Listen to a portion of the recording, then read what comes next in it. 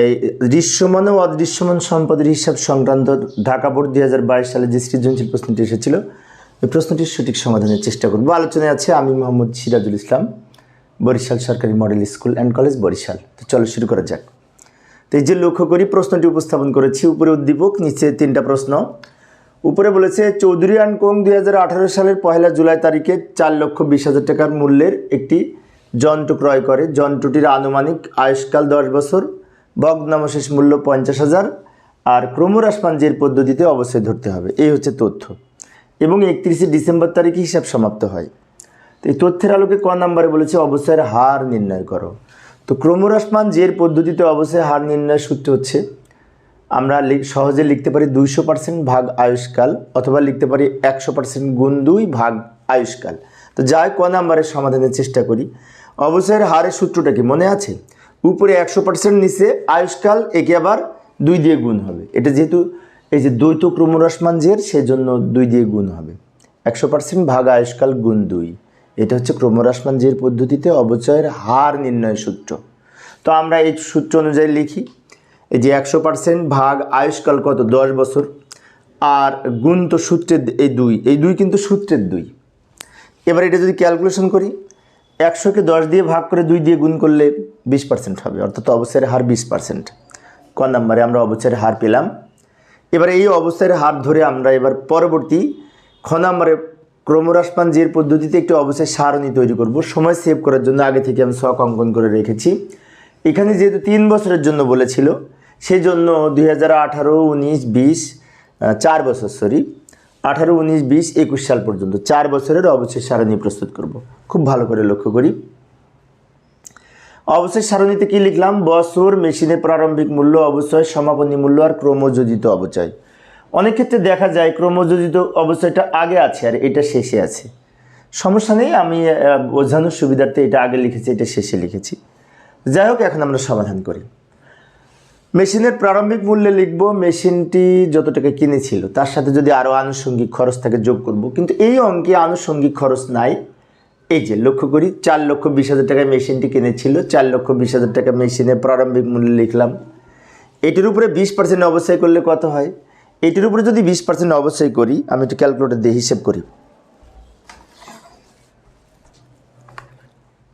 এই যে লক্ষ্য করি 4,20,000 ইন্টু 20%, 84,000 টাকা হয়। কিন্তু এখানে বলা আছে 1 জুলাই, একে আবার 2 দিয়ে ভাগ করব, তাহলে 42,000 টাকা অবচয় হয়। অবচয়ের পরিমাণ হয় 42,000 টাকা। ওই 42,000 টাকা এখন আমরা এইখানে লিখব। এখন অনেকের মনে হতে পারে কীভাবে 42,000 পেলাম, তাই না? 4,20,000-এর উপরে ওই যে 20% কিছুক্ষণ আগে বের করেছি। 4,20,000 টাকার উপরে 20% কাটলে হয় 84,000।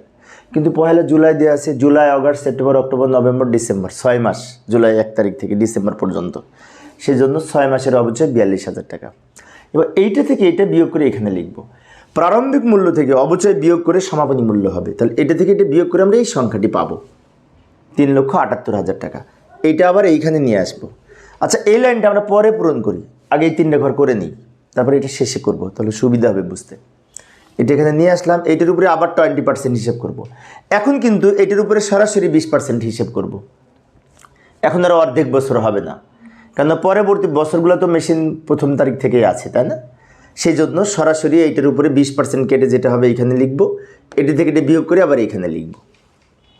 আবার এই টাকাটা এখানে চলে আসবে। এইটার উপরে পুনরায় আবার 20% হিসেব করে এটা লিখব,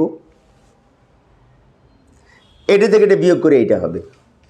আবার বলছি লক্ষ্য করি, এই টাকার উপরে 20% হিসেব করে এই টাকাটা পেয়েছি, এটা থেকে এটা মাইনাস করে সমাপনী মূল্য হয়েছে। এই সমাপনী মূল্যটা আবার প্রথমে চলে আসবে। এইটার উপরে আবার 20% হিসেব করব, যেটা হয় এইটা গুণ 20% দিয়ে এইটা হবে। পার্সেন্টেজ তো আমরা নির্ণয় করতে পারি, ক্যালকুলেটর ব্যবহার করে করব। এবার এইটা থেকে এটা মাইনাস করে এই টাকাটা পাবো। এই হচ্ছে আমাদের সমাপনী মূল্য। এখন অনেকের মনে হতে পারে এই ছকটা তো পূরণ করলাম না, কিভাবে করব, তাই না? এটা শেষে করি, সুবিধা হবে। এটা হচ্ছে অবচয়ের পরিমাণ, আমরা এখানে লিখতে থাকবো। যেমন প্রথম বছরের অবচয় এইখানে লিখব, প্রথম এই 2018 সালের শেষে ক্রমযোজিত অবচয়ে এই অবচয়গুলো এখানে লিখব ধারাবাহিকভাবে যোগ করে। এবার এইটার সাথে এইটা যোগ করে এখানে লিখব। আবার এইটার সাথে এইটা যোগ করে এইখানে লিখব, আবার এইটার সাথে এইটা যোগ করে এইখানে লিখব। আচ্ছা, আমি আরেকবার ব্যাকে যাচ্ছি, আরেকবার বুঝিয়ে দিচ্ছি। এটা এখানে লিখলাম, এটার সাথে এটা যোগ করে এখানে লিখব, এই টাকার সাথে এই অবচয় যোগ করে আবার এখানে লিখব, আস্তে আস্তে বাড়তে থাকবে। এই অবস্থার সাথে এইটা যোগ করে শেষে এখানে লিখব। এইভাবে আমরা অবচয় সারণী প্রস্তুত করতে পারি 4 বছরের জন্য।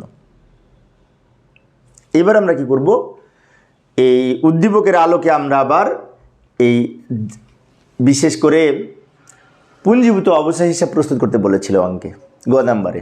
তো পুঞ্জীভূত অবচয় হিসাব হচ্ছে খতিয়ান, যে খতিয়ানের ছক অঙ্কন করেছি, এবং খতিয়ানটা কিভাবে করব তার জন্য আমরা উপরে কি করেছি, খ নাম্বারে যে উত্তর লিখলাম না অবচয় সারণী, ওই ছকটা এখানে নিয়ে এসে রেখেছি। এই ছক দেখে আমরা এখানে টাকা লিখব। তো পুঞ্জীভূত অবচয় যেহেতু একটি হিসাব খতিয়ান, তো জাবেদা থেকে করলে সুবিধা হয়, কিন্তু জাবেদা তো করতে বলেনি, তাই না? জাবেদা ছাড়া কীভাবে পুঞ্জীভূত অবচয় প্রস্তুত করবো একটু ভালো করে খেয়াল করি। অবচয়ের জন্য জাবেদা হচ্ছে অবচয় ডেবিট, পুঞ্জীভূত অবচয় ক্রেডিট। তাহলে 2018 সাল ডিসেম্বর 31 তারিখ দিব। এখন 2018 সালের অবচয় কত? এই যে 42,000 টাকা। আমরা যে এই যে অবচয় সারণী প্রস্তুত করেছি কিছুক্ষণ আগে খ নাম্বারের, ওইটা এখানে নিয়ে এসে রেখেছি। এটা দেখে দেখে আমরা এখানে যাতে করতে সুবিধা হয়।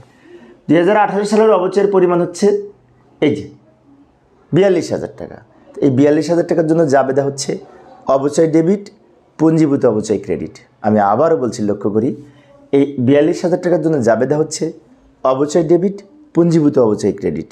তাহলে যেহেতু এটি পুঞ্জীভূত অবচয় হিসাব, জাবেদায় কিন্তু পুঞ্জীভূত অবচয় হিসাব ক্রেডিট হচ্ছে, সেজন্য পুঞ্জীভূত অবচয়ের ক্রেডিট দিকে টাকা লিখব, নাম লিখব অবচয় খরচ হিসাব।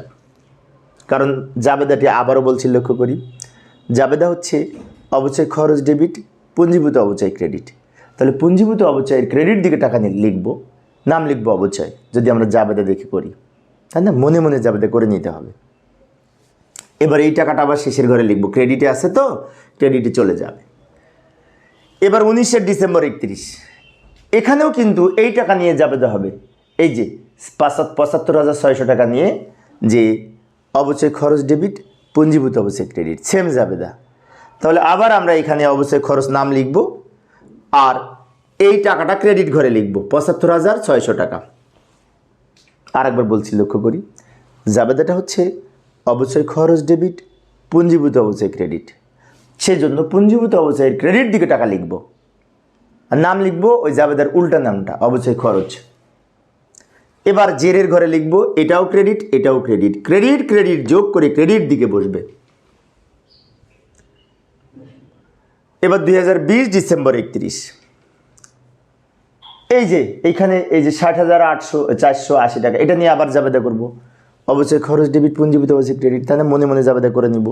সেজন্য আবার অবচয় খরচ লিখব, এই টাকাটা পুঞ্জীভূত অবচয় ক্রেডিটে লিখব, এটার সাথে এটা যোগ করে আবার এখানে লিখে দিব। সব যেহেতু ক্রেডিট, ক্রেডিটটা এখানে লিখবো, এটার সাথে এটা যোগ করে এখানে লিখবো, এটার সাথে এটা যোগ করে এখানে লিখবো। ক্রেডিট ক্রেডিট যোগ করে ক্রেডিট দিকে বসে খতিয়ানে, এটা তো আমরা জানি, তাই না? হ্যাঁ, এবার আসি 2021 ডিসেম্বর 31। 2021 ডিসেম্বর 31-এ আবার অবচয়ের পরিমাণ 48,384, ওইটা নিয়ে আবার আমরা জাবেদা করব, অবচয় খরচ ডেবিট, পুঞ্জীভূত অবচয় ক্রেডিট, তাই না? সেই জন্য অবচয় খরচ নাম লিখে পুঞ্জীভূত অবচয় ক্রেডিট দিকে টাকা বসবে, এই 48,384 টাকা। এবার এই টাকা এটাও ক্রেডিট, এটাও ক্রেডিট, ক্রেডিট ক্রেডিট যোগ করে ক্রেডিট দিকে লিখব 2,26,464 টাকা। এইভাবে আমরা এই পুঞ্জীভূত অবচয় হিসাব প্রস্তুত করতে পারি। একটু খেয়াল রাখবো, আমরা যে অবচয় সারণী প্রস্তুত করেছি সেখানে যে অবচয়ের টাকা আছে সেই টাকাটা এখানে বসবে। এবং আরেকটি বিষয় লক্ষণীয়, এই যে আমরা এখানে ক্রমযোজিত অবচয় করেছিলাম না 2,26,464, ওই টাকার সাথে এই পুঞ্জীভূত অবচয় হিসাবের জের দুইটা সমান হবে, দুটি ইকুয়াল হবে কিন্তু। তার মানে ইকুয়াল হয়েছে আমাদের অঙ্ক, সঠিক আছে। আশা করি তোমরা এখন পারবে। প্রিয় শিক্ষার্থী বন্ধুরা, এই ছিল আমার আজকের আলোচনার বিষয়। পরিশেষে সবাই ভালো থাকবে এবং সুস্থ থাকবে, এই কামনায় খোদা হাফেজ।